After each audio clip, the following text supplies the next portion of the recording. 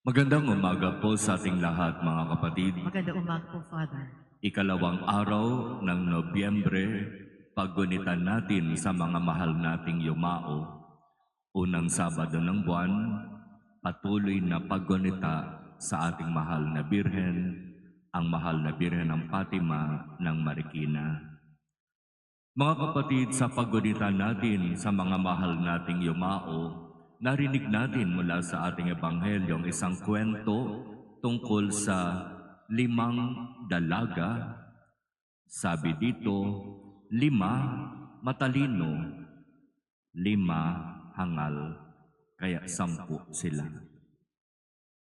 Ilang beses inulit yung salitang matalino, ilang beses inulit yung salitang hangal. Sabi dito na late nang dating ang lalaking ikakasal, kaya nakatulog silang lahat.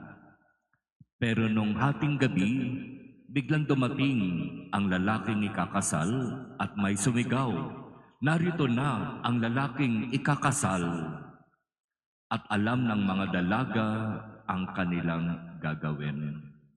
Yung matalino, naglagay ng dagdag na langis sa kanilang ilawan, habang yung hangal, mukhang mamamatay na yung sindi ng kanilang mga dalang ilawan, kaya nanghihingi sana sila sa mga matatalino, "Pahingi naman ng kaunting langis kasi mamamatay na yung aming ilawan."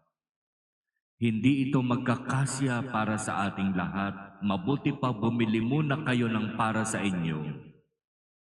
At umalis ang 5 hangal at naghanap ng mabibilhan ng langis. At doon biglang dumating ang lalaking ikinasal at kasabay niyang pumasok ang 5 matatalino at isinara ang pinto. Ang nakakalungkot na bahagi ng kwento, pagbalik ng 5 hangal. Sumigaw sila mula sa labas, "Panginoon, papasukin po ninyo kami. Sinasabi ko sa inyo, hindi ko kayo nakikilala." Ang saklap naman ng ending para dito sa 5 hangal. Magkakasabay lang kami, magkakapareho lang kami, nagkataon lang, kinulang kami ng langis, kaya bumili kami ng para sa amin.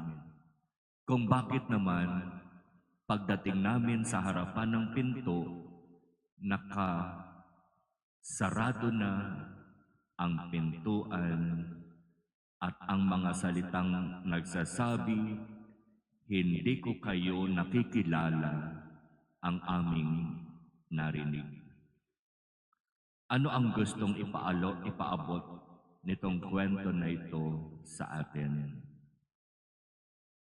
Tayo ay maihahalin tulad doon sa 10 dalaga.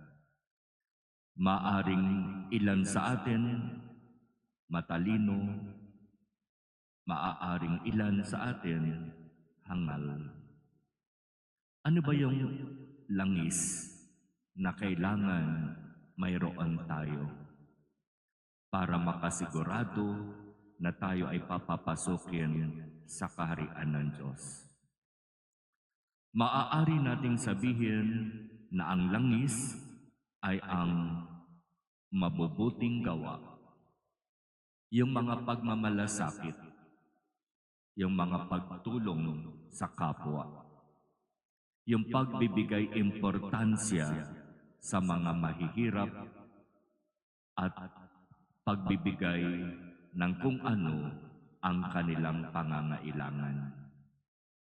Langis na kailangan natin para tayo makapasok sa kaharian ng Diyos. Kasi bakit? Hindi natin alam kung kailan siya darating. Katulad ng pagdating ng lalaking ikakasal, dumating siya sa oras na hindi inaasahan ng lahat. Sila'y tulog. At nung may nagsabi, nandirito na ang lalaking ikakasal, 5 natagpo ang karapat-dapat, 5 hindi. Mga kapatid, lahat tayo haharap sa kamatayan. Kung papaano yung ating mga kapatid na naon na ng lumisan sa mundong ito, na ipinapanalangin natin ay haharap sa Diyos sa paghuhukom. At alam nating lahat, palaging ipinapaalaala sa atin, sa pagharap natin sa Diyos, ang hahanapin niya sa atin ay ang ating mabubuting gawa.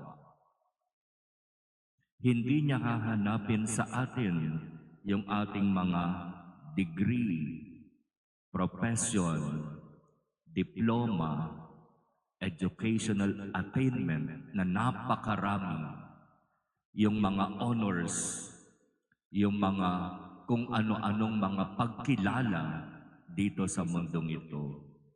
Hindi iyan hahanapin ng Diyos sa atin. Pagharap natin sa Kanya, ang hahanapin niya, paano mo tinulungan ang iyong kapwa na iniharap ko sa iyo noon. Di ba kapag babalikan natin yung kwento ng buhay natin, iba't iba yung mga sitwasyon, iba't iba yung mga pagkakataon na binibigay ng Diyos sa atin. Paano natin ibinigay at ibinahagi sa kanila ang tulong, ang malasakit, ang pagmamahal. Kaya kung tayo ay talagang tunay na tumutulong at nagmamalasakit sa kapwa, lalo na silang nangangailangan, ang katulad natin ay mga matatalinong dalaga. Pero kung hindi natin sila pinapansin at hindi natin sila tinutulungan o pinagmamalasakitan, ang katulad natin ay mga hangal. Sinasabi ko sa inyo, hindi ko kayo nakikilala. Kaya gumawa ng mabuti, magmalasakit sa kapwa, magmahal, maging doon sa mga taong mahirap mahalin. At yan ang maaaring maging daan upang tayo'y papasukin sa langit. Sa ating misa, ipapanalangin natin ang mga mahal nating yumao, yung mga inihahabilin sa atin upang ipagdasal.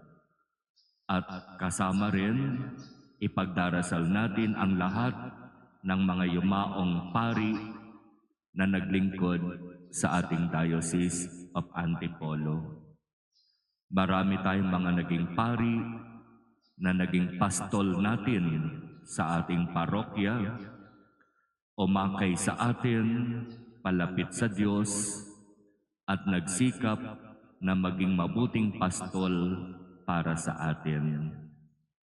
Nauna na silang lumisan sa mundong ito at sila'y ating isasama sa ating mga dasal.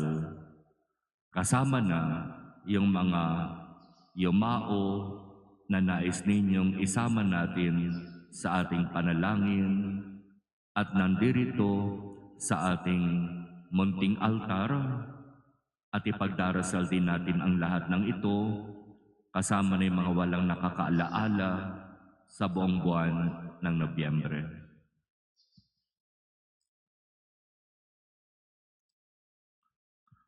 Amen.